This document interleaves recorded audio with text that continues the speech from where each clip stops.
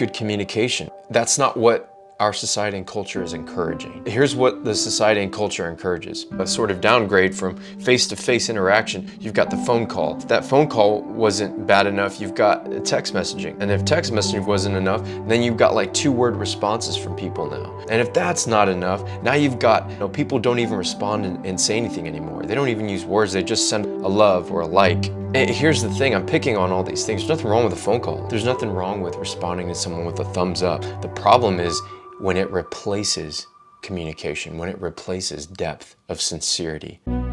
To realize our need for God, to make time to spend alone time with Him, that we wouldn't need a priest or a preacher because God gave us a Savior, that gave us access to a Father, that when we submit to a process, not of our making but of His, we can be initiated as men into true masculinity, that we can be led by Him so we learn how to lead, that we can be loved by Him so we learn how to love.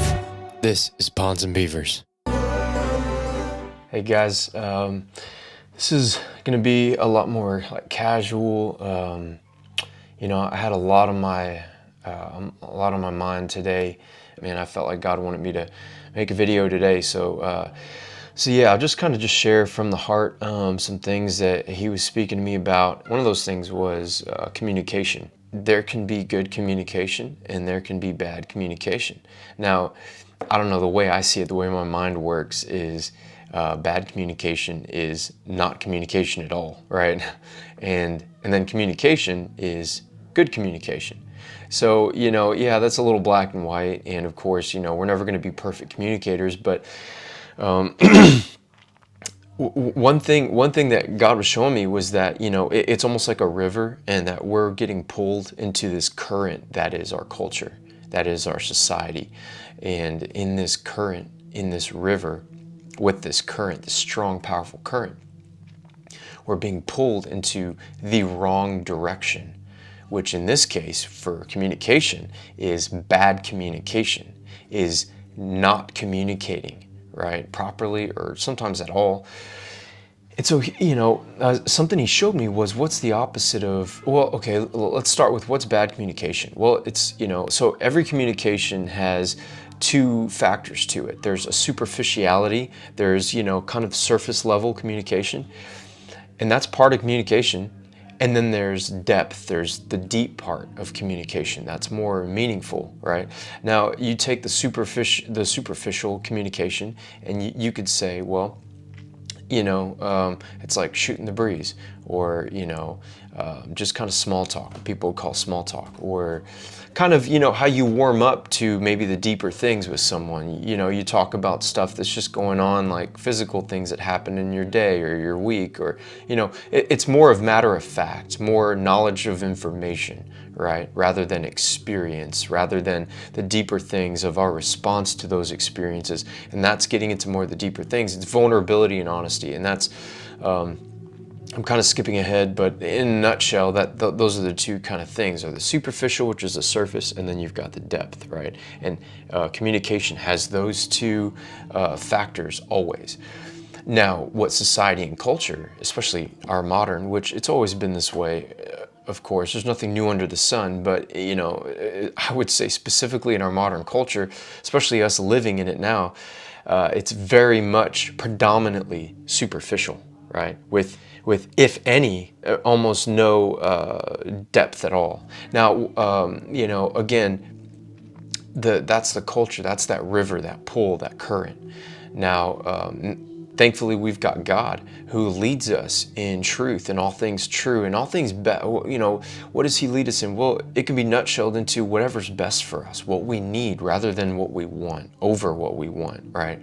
Versus the culture says, get what you want, not what you need. And God says, no, get what you need, not what you want. Now, God does give us what we want, but it's in accordance to what He wants for us. And that's the difference, because He wants the best for us. And that's going into another thing too. You can kind of see how there's so much to all of these topics and things. Anyways, so in communication, the depth. So what is the depth? So superficial is kind of like, it speaks for itself, like I was saying. It's stuff that it doesn't really mean much. Unfortunately, some relationships are just completely founded on that, right?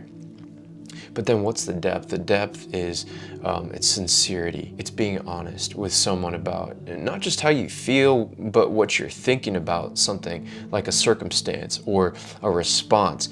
You know, this is what's going on in my head. This is what's going on in my heart. You know, this is what I'm believing or what I'm seeing about this situation or thing or whatever. It's clear and easy to see how that can be the more strong foundation for a relationship. That can hold a relationship over years and decades and you know, but that's not what our society and culture is encouraging, right?